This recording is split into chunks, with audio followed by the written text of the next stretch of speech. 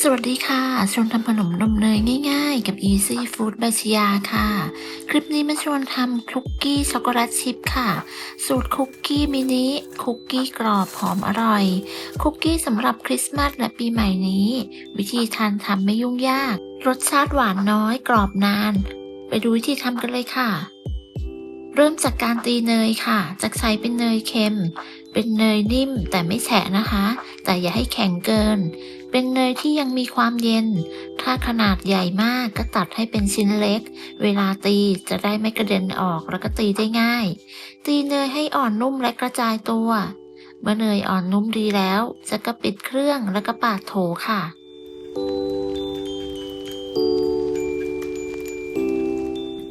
ต่อไปเราจะใส่เป็นน้ำตาลค่ะ จะใช้เป็นน้ำตาลทรายแดงและน้ำตาลทรายขาว น้ำตาลทรายแดงก็คือน้ำตาลที่ทานกับเฉาก๊วยนะคะ จากนั้นเปิดสปีดความเร็วกลางตีส่วนผสมให้เข้ากันค่ะ ตีไม่นานนะคะ แค่พอเข้ากันอย่าให้ฟูมาก เมื่อตีจนเข้ากันดีแล้วก็หยุดเครื่องแล้วก็ปาดโถค่ะ หากใครใช้เนยจืดก็ให้เติมเกลือไปพร้อมกับการใส่น้ำตาลทรายเลยค่ะ ต่อไปก็ใส่ไข่ค่ะ ใช้เป็นไข่ไก่1 ฟองตอกไข่ใส่ถ้วย ใส่กลิ่นวานิลลาลงไป หรือเพื่อนๆจะใส่กลิ่นนมเนยก็ได้แล้วแต่ชอบเลยค่ะ จากนั้นเทใส่โถ แล้วก็ตีส่วนผสมให้เข้ากัน ตีจนเข้ากันดีก็หยุดเครื่องแล้วก็ปาดโถเหมือนเดิมค่ะ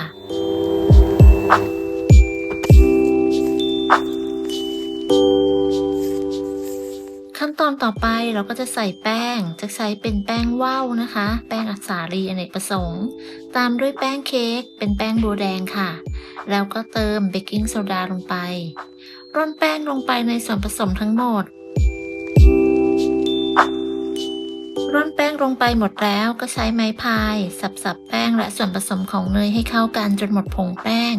จากนั้นก็เปิดเครื่องตีจนส่วนผสมเข้ากันดีค่ะ ตีจนส่วนผสมเข้ากันดีก็หยุดเครื่องแล้วก็ปาดส่วนผสมเหมือนเดิม จากนั้นใส่ช็อกโกแลตชิพลงไปค่ะ แล้วก็ตีส่วนผสมให้เข้ากัน เมื่อตีจนเข้ากันดีก็เป็นอันเสร็จ เดี๋ยวเราก็จะนำไปตักแล้วก็นำเข้าอบกันได้เลยค่ะ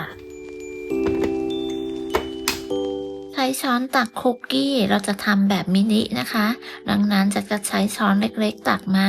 แล้วก็ปั้นเป็นก้อนกลมแบบนี้ เสร็จแล้วก็นำไปวางเรียงในถาดค่ะ แต่ละชิ้นไม่ได้ชั่งน้ำหนักนะคะ กะขนาดตามความต้องการ สูตรนี้ได้ประมาณ90ชิ้นค่ะ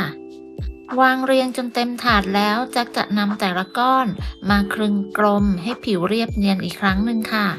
เสร็จแล้วก็นำเข้าอบกันได้เลยค่ะ ผสมเสร็จแล้วยังไม่อบทันทีก็สามารถพักไว้ในตู้เย็นก่อนได้ค่ะจัดอบที่อุณหภูมิ150องศา